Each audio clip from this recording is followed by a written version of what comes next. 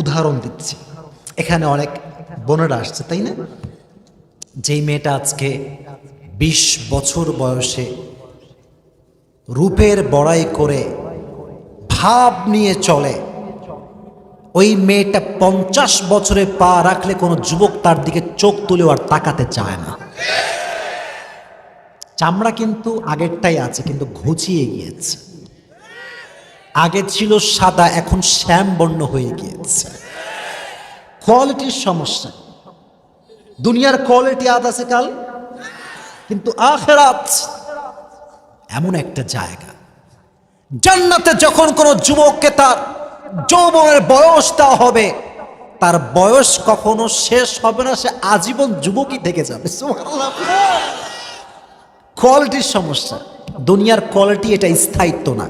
আচ্ছা, এই যে আমি জামাটা পরে আছি, এটা আসলে আমি কিনেছি হচ্ছে সৌদি আরব থেকে। আমি কিনেছি কই থেকে জানেন? আপনারা দেখবেন মক্কার সামনে একটা ক্লক টাওয়ার আছে না, বিশাল বড় লম্বা, ওখান থেকে কিনছি। বাইরে বলছি শো অফের জন্য একটা মেসেজ দিব, আজকে যে কালারটা আছে আমার জুব্বা, ক্যামেরাতে ফাটাই দিবে কালার। ১ বছর পরে কি এই জুব্বার কালারটা এরকম থাকবে না? পরিবর্তন হয়ে যাবে। ১ বছর পরে আসবেন, দেখবেন যেটা ঘুচায়ে গেছে, কালারটা ফ্যাকাশে হয়ে গিয়েছে। তার মানে দুনিয়ার কোয়ালিটি আজ আছে, কাল নাই। এই জন্য বোনেরা, আমার কলিজার টুকরা বোনেরা আছে, আমি দেখেছি অনেক মেয়েরা রূপ নিয়ে বড়াই করে। আছে না, আছে না, আছে না, আছে না? আমি কিন্তু অসম্মান করছি না, আমি মানি যে নারায়ণগঞ্জে এরকম কোনো মেয়ে নাই। আর ভাই আমার কোনো দোষ নাই, কিন্তু আমি কিন্তু মেয়েদের পক্ষের লোক, আমি কিন্তু বিপক্ষের লোক না।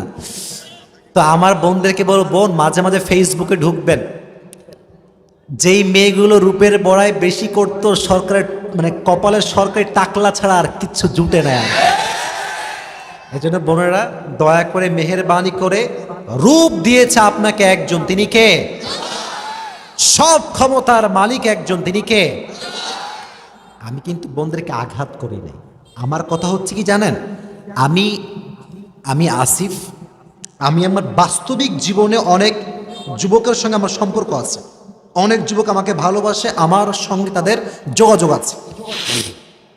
তারা বলে, হুজুর সুন্দরী সুন্দরী মেয়ে, ভালো চরিত্রবান যুবক প্রপোজাল পাঠায়, কিন্তু কিছু কিছু মেয়ে গাঁজাখোর ছাড়া পছন্দ করতে চায়।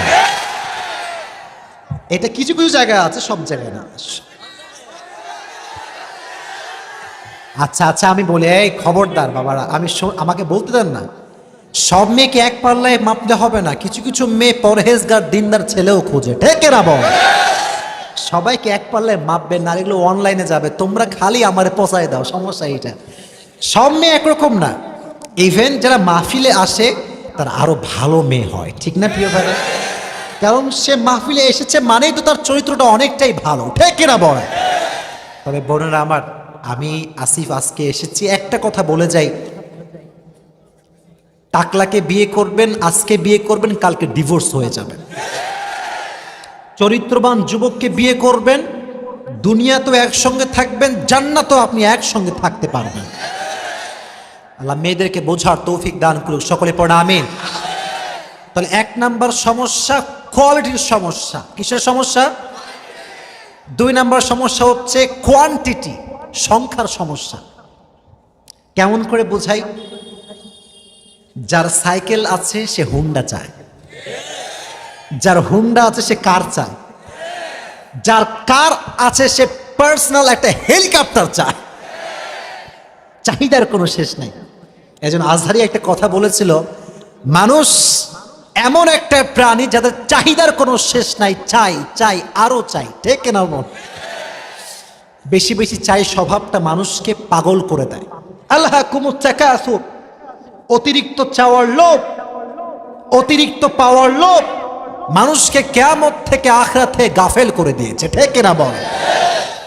কোয়ান্টিটির সমস্যা, যত চাইবেন পাবেন, আরো চাইবেন, এই সমস্যা আছে না নাই? যে মেম্বার সে চেয়ারম্যান হতে চায়, যে চেয়ারম্যান সে এমপি হতে চায়, যে এমপি সে মন্ত্রী হতে চায়, আর যে মন্ত্রী হয়ে যায় সে প্রধানমন্ত্রী হওয়ার স্বপ্ন শুরু করে দেয়। চাওয়ার কোনো শেষ নেই, যত দিবে আরো চাই, সংখ্যায় সমস্যা, যতই দিক দুনিয়াতে মন ভরবে না।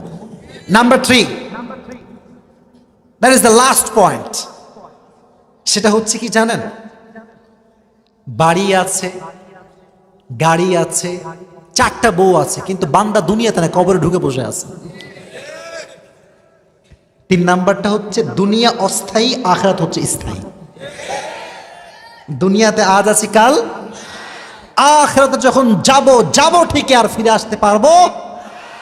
তো দুনিয়াকে যখন আখিরাতের সঙ্গে যুবক ভাইরা মিলাবা, পাবা কয়টা জিনিস?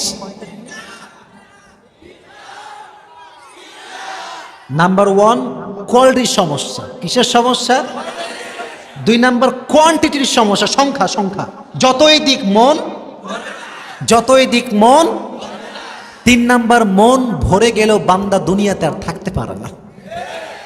এজন্য দুনিয়াকে আখিরাতের উপরে প্রাধান্য দেওয়ার দরকারটা আছে না নাই?